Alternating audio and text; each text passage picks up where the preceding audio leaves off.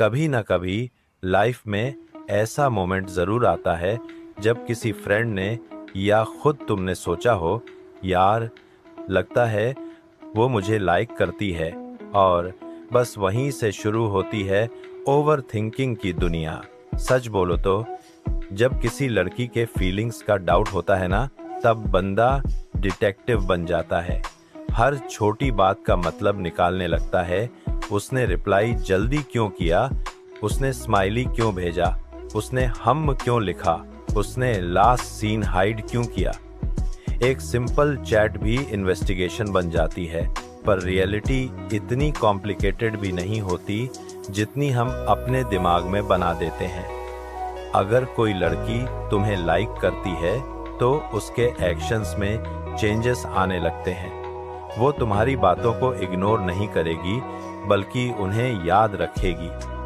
तुमने कैजुअली बोला था कि तुम्हें चाय पसंद है, और नेक्स्ट टाइम वो बोलेगी चाय पीने चले। ये छोटी छोटी चीजें ही तो असली सिग्नल्स होती हैं। वो तुम्हारी प्रेजेंस नोटिस करेगी।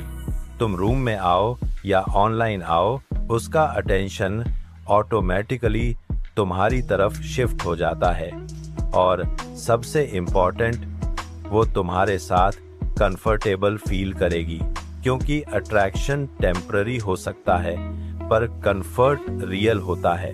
कभी नोटिस किया है जब तुम कुछ स्टूपिड बोलते हो और फिर भी वो हंस देती है, या फिर जब तुम थोड़ा लो फील करते हो और वो बिना बोले समझ जाती है।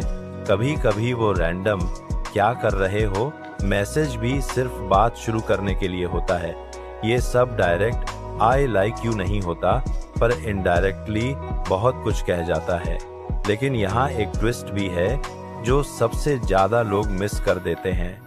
हर काइंडनेस को शी लाइक्स यू समझना सबसे बड़ा ट्रैप है। कभी कभी लोग बस जेन्युइनली अच्छे होते हैं। वो सबके साथ पोलाइट होते हैं, सबकी केयर करते हैं, और हम उसमें अपनी स्टोरी बना लेते हैं।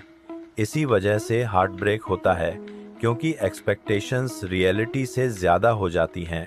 इसीलिए डिफरेंस समझना बहुत ज़रूरी है अटेंशन और अफेक्शन में।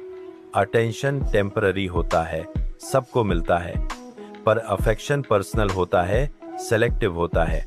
अगर वो सिर्फ तुमसे ही ज़्यादा बात करती है, तुम्हारी लाइफ में जेन्युइनली इंटरेस्ट लेती है, तुम्हारी प्रॉब्लम्स सुनने के लिए टाइम निकालती है, और सबसे इम्पोर्टेंट, तुम्हारे साथ अपना रियल अनफिल्टर्ड साइड शेयर करती है, तो चांसेस स्ट्रॉन्ग हैं कि हाँ, शी लाइक्स यू।